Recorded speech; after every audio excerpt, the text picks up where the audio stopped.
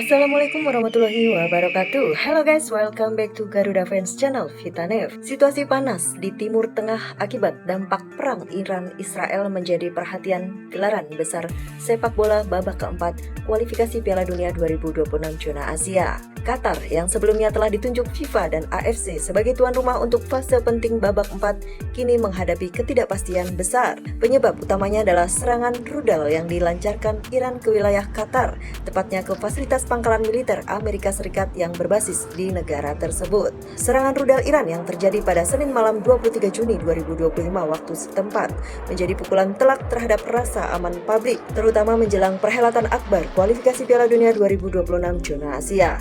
Dikutip dari Tehran Times, Iran dilaporkan telah menyerang dengan puluhan rudal ke arah pangkalan militer Amerika Serikat di Al-Udeid, fasilitas pangkalan militer terbesar Amerika Serikat di kawasan Timur Tengah yang terletak di dekat ibu kota Qatar, Doha.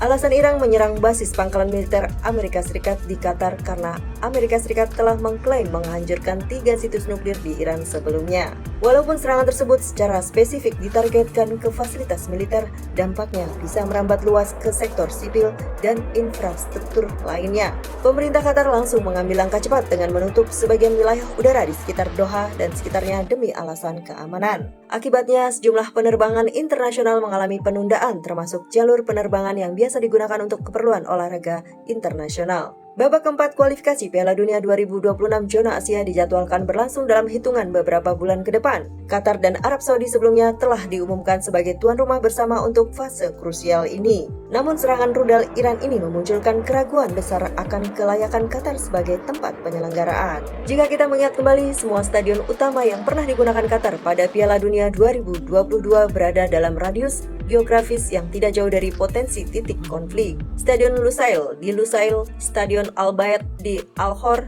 hingga stadion-stadion di Doha, Al-Wakrah, dan Al-Rayyan, semuanya terletak dalam jangkauan rudal jarak menengah yang dimiliki Iran. Tidak sedikit yang khawatir jika situasi memanas, fasilitas olahraga yang sebelumnya menjadi simbol perdamaian dan prestasi bisa berubah menjadi sasaran serangan atau paling tidak berada di zona berbahaya. Keamanan pemain, ofisial, supporter, dan masyarakat setempat menjadi taruhan besar yang tidak bisa diabaikan. Pasca serangan Iran ke pangkalan militer Amerika di Qatar tersebut, sejumlah narasi yang beredar di media sosial dan forum-forum sepak bola internasional menyebutkan bahwa FIFA dan AFC tengah mempertimbangkan opsi pembatalan Qatar sebagai tuan rumah. Bahkan, beberapa spekulasi menyatakan keputusan pembatalan Qatar sebagai tuan rumah kualifikasi Piala Dunia 2026 zona Asia tinggal menunggu waktu. Namun hingga saat ini belum ada pernyataan resmi dari FIFA maupun AFC terkait perubahan lokasi babak keempat kualifikasi Piala Dunia 2026.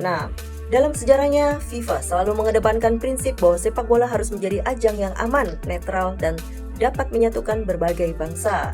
Berikut jadwal putaran keempat kualifikasi Piala Dunia 2026 zona Asia. Matchday pertama pada tanggal 8 Oktober 2025. Kemudian matchday kedua pada tanggal 11 Oktober 2025 dan matchday ketiga pada tanggal 14 Oktober 2025. Kita beralih ke Timnas U23. Indonesia sedang persiapan menghadapi Piala AFF U23 2025 yang akan berlangsung pada 15-29 Juli mendatang, guys. Gerald Van den Berg menegaskan bahwa ia tidak akan memulai sebuah kompetisi tanpa menetapkan tujuan untuk meraih kemenangan. Filosofi tentang meraih kemenangan telah menjadi prinsip utama yang ditanamkan kepada skuad Garuda Muda menjelang ASEAN U23 Championship atau Piala AFF U23 tahun 2025. Kalau Anda memulai sesuatu, target saya selalu untuk menang, tutur Gerald Van den Berg. Saya tidak pernah memulai musim dengan berkata saya akan kalah. Itu tidak normal, tegas Van den Berg. Pelatih yang berasal dari Belanda ini menyatakan bahwa meskipun hasil akhir tidak dapat diprediksi, semangat untuk menang harus menjadi landasan utama. Ia menolak sikap yang pasrah dalam turnamen dan menginginkan agar pemain merasakan kebanggaan saat mengenakan lambang Garuda di dada mereka. Yang saya pikirkan adalah para pemain harus senang bermain untuk Indonesia, ujarnya. Van den Berg juga menekankan pentingnya karakter pemain dalam membentuk tim yang solid dan tangguh. Ia menjelaskan bahwa tidak hanya kemampuan teknis yang diperlukan, tetapi juga rasa tanggung jawab dan motivasi pribadi untuk berjuang demi negara. Hal yang sama ia terapkan dalam memilih staf pelatih.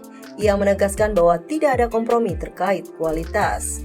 Setuju banget ya guys dengan statement Coach Gerald Vandenberg, komunikasi yang efektif, rasa percaya, pemahaman taktik, dan interaksi positif di luar lapangan merupakan dapat terbentuknya chemistry antara pemain. Update transfer pemain Timnas Indonesia Tom Haye guys. Beberapa pemain Timnas Indonesia sedang menjajaki klub-klub baru untuk bergabung pada musim panas tahun 2025 mendatang. Liga Prancis tampaknya akan menjadi tempat baru bagi gelandang naturalisasi Timnas Indonesia Tom Haye. Baru-baru ini beredar kabar bahwa playmaker berusia 30 tahun tersebut terlihat di bandara Nice-Côte d'Azur, Prancis. Jika benar bahwa Tom Haye akan melanjutkan karirnya di Prancis, ini tentu akan menjadi berita yang sangat menggembirakan bagi masyarakat Indonesia, terutama bagi pelatih tim Garuda Patrick Kluivert dan timnya. Kita tunggu saja kabar selanjutnya ya guys. Sekian info dari saya guys, semoga menambah info terupdate untuk Anda. Salam sehat untuk Anda semua, terima kasih yang sudah support channel ini dengan like, comment, share, subscribe-nya. Sehat selalu Anda dan keluarga, tinggalkan komen ya guys. See you and thanks for watching. Wassalamualaikum warahmatullahi wabarakatuh.